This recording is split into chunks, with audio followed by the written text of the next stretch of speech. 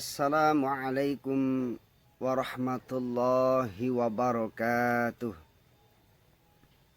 Anak-anakku sekalian yang saya banggakan, semoga kalian semua dalam keadaan sehat walafiat dan senantiasa selalu mendapatkan perlindungan dari Allah Subhanahu wa ta'ala.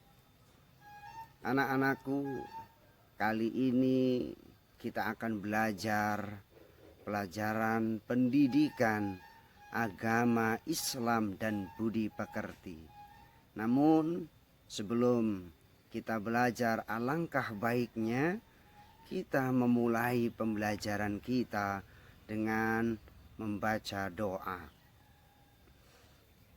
A'udzu billahi minasy syaithanir rajim.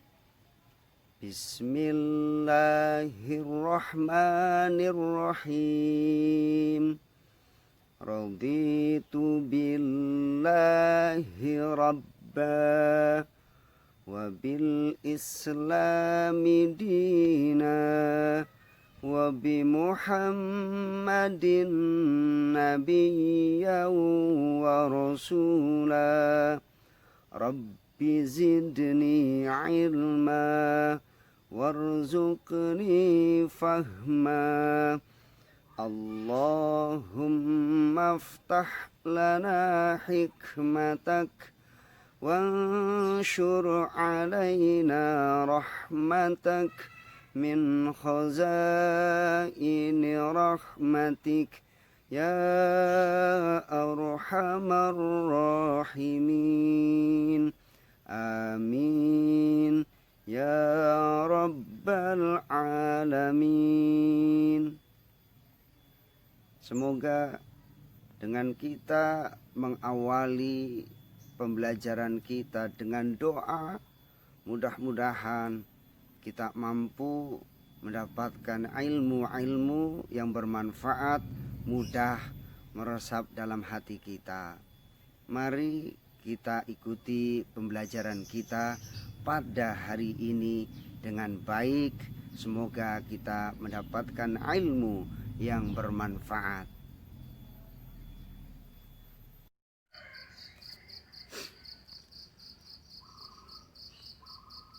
Baik anak-anakku sekalian, materi pembelajaran pendidikan agama Islam dan budi pekerti pada pertemuan kali ini kita akan membahas tentang taat pada aturan. Bismillahirrahmanirrahim. Taat pada aturan. Kompetensi dasar pada materi ini adalah 3.1 menganalisis makna Quran surat Al-Maidah surat kelima ayat 48, Quran surat An-Nisa surat keempat ayat 59, dan Quran surat At-Taubah surat ke-9 ayat 105, serta hadis tentang taat pada aturan, kompetisi dalam kebaikan dan etos kerja. Adapun tujuan pembelajaran pada materi kali ini adalah setelah mengikuti proses pembelajaran, peserta didik diharapkan dapat terbiasa membaca Al-Quran dengan meyakini bahwa taat pada aturan, kompetisi dalam kebaikan, dan etos kerja sebagai perintah agama. Bersikap taat pada aturan, tanggung jawab, kompetitif dalam kebaikan, dan kerja keras sebagai implementasi dari pemahaman Quran surat Al-Maidah surat kelima ayat 48, Quran surat An-Nisa surat keempat ayat 59, dan Quran surat At-Taubah surat ke-9 ayat 105.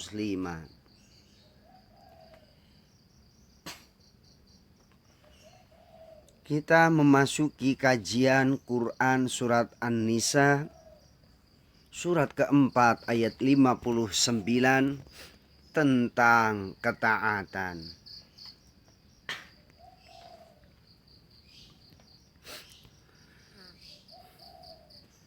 A'udzu billahi minasy syaithanir rajim. Bismillahirrahmanirrahim. Ya ayyuhalladzina amanu ati'ullaha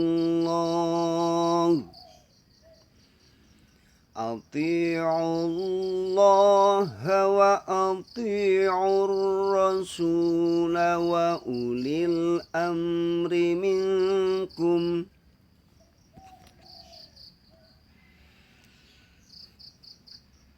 Fa in tanaza'tum fi syai'in farudduhu ila Allahi war rasul.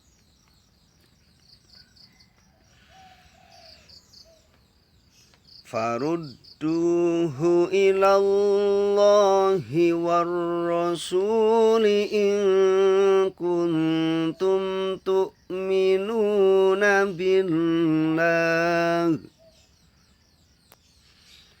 In kuntum tu'minuna billahi wal yawmil akhir. Dzalika khairu wa ahsanu ta'wila. Shadaqallahul azim. Artinya, hai orang-orang yang beriman, taatilah Allah dan taatilah Rasul-Nya dan ulil amri di antara kamu. Kemudian jika kamu berlainan pendapat tentang sesuatu, maka kembalikanlah ia kepada Allah, Al-Quran, dan Rasul sunnahnya. Jika kamu benar-benar beriman kepada Allah dan hari kemudian, yang demikian itu lebih utama bagimu dan lebih baik akibatnya.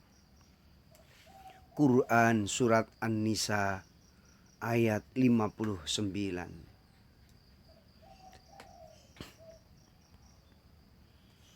Isi kandungan ayat pada Quran surat An-Nisa surat keempat ayat 59. Yang pertama, menjelaskan tentang taat dan patuh terhadap perintah Allah Subhanahu wa ta'ala dengan mengamalkan isi Al-Quran. Meskipun terasa berat dan meyakini dengan sepenuh hati bahwa semua yang diperintahkan pasti mengandung manfaat. Sebaliknya, yang dilarang oleh Allah Subhanahu wa ta'ala pasti mengandung bahaya, mengandung madarat buat kita manusia. Yang kedua, menaati tuntunan Rasulullah Sallallahu Alaihi Wasallam. Ketika kita taat kepada Rasul Sallallahu Alaihi Wasallam, ini merupakan pula ketaatan kita terhadap perintah Allah Subhanahu wa taala. Karena Rasulullah Sallallahu Alaihi Wasallam ditugaskan untuk mendakwahkan, untuk menyampaikan isi daripada kitabullah Subhanahu wa taala. Yang ketiga, anak-anakku sekalian, yaitu mematuhi ketentuan ulil amri. Siapa ulil amri? Yaitu orang-orang yang memegang kekuasaan. Orang-orang yang diberikan amanah untuk memegang kekuasaan di antara kita. Kemudian, jika ada masalah yang diperselisihkan dan tidak ada kata sepakat, maka dikembalikan kepada Al-Quran dan hadis. Artinya, anak-anakku yang saya banggakan, jika keduanya pun tidak ada solusinya secara tegas, artinya ketika kita menjumpai satu permasalahan yang tidak ditemukan di dalam Al-Quran, tidak pula ditemukan di dalam hadis, atau jika keduanya pun tidak ada solusinya secara tegas, maka dianalogikan, dikiaskan dengan sesuatu yang ada persesuaiannya dalam Al-Quran maupun hadis. Semua itu dilakukan oleh orang-orang yang tahu, atau kita sebut dengan pakar atau ulama dalam bidangnya.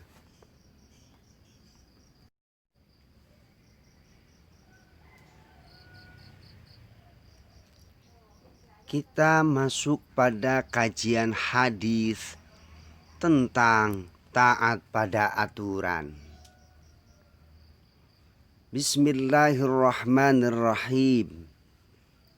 An Abi Hurairah anin Nabi sallallahu alaihi wasallam qala, man ata'ani faqad ata'a Allah, wa may ya'sini faqad 'asallah, wa may yuti'il amira faqad ata'ani, wa may ya'sil amira faqad 'asani. Rawahu Muslim. Artinya, dari Abu Hurairah radhiyallahu anhu berkata, dari Nabi Muhammad sallallahu alaihi wasallam, ia bersabda, barang siapa menaatiku, sungguh dia menaati Allah Subhanahu wa ta'ala. Dan barang siapa durhaka kepadaku, maka dia telah durhaka kepada Allah Subhanahu wa ta'ala. Barang siapa menaati seorang pemimpin, sungguh dia telah menaatiku. Dan barang siapa yang durhaka kepada seorang pemimpin, maka dia telah durhaka kepadaku. Hadis riwayat Imam Muslim. Isi kandungan hadis yang pertama, pada hadis ini menegaskan agar setiap muslim senantiasa taat kepada Allah Subhanahu wa ta'ala, Rasulullah Sallallahu Alaihi Wasallam, dan ulil amri. Yang kedua, maksud ulil amri adalah pemimpin atau penguasa yang sah dari kalangan kita. Artinya ada kalanya pula seorang pemimpin banyak menuntut hak-haknya sebagai pemimpin, sementara hak rakyat justru sering diabaikan.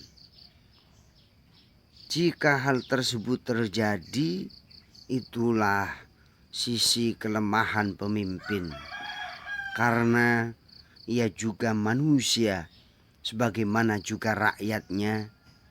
Hanya saja ia dipilih untuk memegang amanah.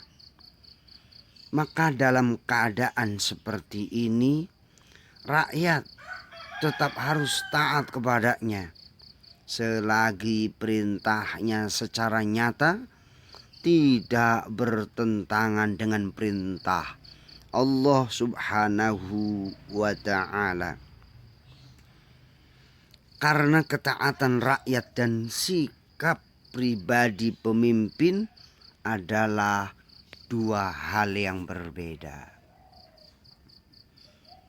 Kemudian ketaatan kita kepada Allah Subhanahu wa ta'ala bersifat mutlak dan tidak ada tawar-menawar. Jadi ketika kita taat kepada Allah Subhanahu wa ta'ala dan ketaatan kita kepada Rasulullah Sallallahu Alaihi Wasallam ini bersifat qat'i, bersifat mutlak, harus wajib kita taati. Kemudian ketaatan kepada ulil amri bersifat sementara dan bersyarat. Arti bersyarat kita kembalikan bahwa ketaatan kita kepada pemimpin artinya selama pemimpin memerintahkan sesuatu yang tidak bertentangan dengan perintah Allah Subhanahu wa ta'ala dan Rasulnya Sallallahu Alaihi Wasallam. Syarat taat kepada pemimpin selagi perintahnya tidak bertentangan dengan perintah Allah dan Rasulnya, maka kita wajib menaatinya. Jika perintah tidak sejalan dengan aturan Allah dan Rasulnya, tidak ada kewajiban untuk mematuhinya. Maka ketika kita melihat perintahnya seorang pemimpin namun bertentangan dengan perintah Allah dan Rasulnya, maka tidak ada kewajiban sedikit pun kita untuk menaati perintah pemimpin.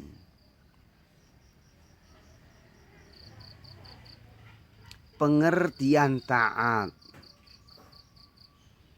Taat secara etimologi berasal dari kata to'ah yang artinya tunduk melakukan perintah. Jadi ketaatan itu mengandung unsur kesadaran dan adanya perintah yang diikuti. Mengikuti perintah dengan terpaksa atau melaksanakan yang tidak diperintahkan tidak dapat disebut taat. Mengerjakan perintah Allah Subhanahu wa ta'ala dengan terpaksa bukan bentuk ketaatan. Di sisi lain, mengerjakan sesuatu yang tidak diperintahkan meski dengan penuh ketulusan dan kesadaran juga bukan ketaatan. Contoh perilaku taat pada aturan. Yang pertama, setiap lembaga pendidikan baik SD, SMP, SMA atau SMK mempunyai aturan tersendiri. Meskipun memiliki kesamaan jenjang dan berada dalam satu daerah, harus disadari bersama bahwa aturan itu dibuat untuk kemaslahatan bersama. Yang kedua, rambu-rambu lalu lintas dibuat untuk seluruh pengguna jalan demi kepentingan dan keselamatan bersama. Oleh sebab itu, semua pengguna transportasi seharusnya mentaati aturan berlalu lintas yang benar. Itu contoh aturan-aturan yang ada dalam kehidupan sosial kita. Kita tahu dalam agama kita pun ada aturan-aturan yang harus kita taati, seperti kewajiban kita untuk menjalankan ibadah sholat 5 waktu. Ini adalah satu aturan yang wajib bagi setiap muslim maupun muslimah untuk melaksanakan kewajiban aturan-aturan yang sudah Allah tetapkan. Kita dilarang untuk melakukan perbuatan-perbuatan zalim. Ini pun aturan yang harus kita taati. Tidak boleh menerjang perkara-perkara yang dilarang Allah Subhanahu wa ta'ala.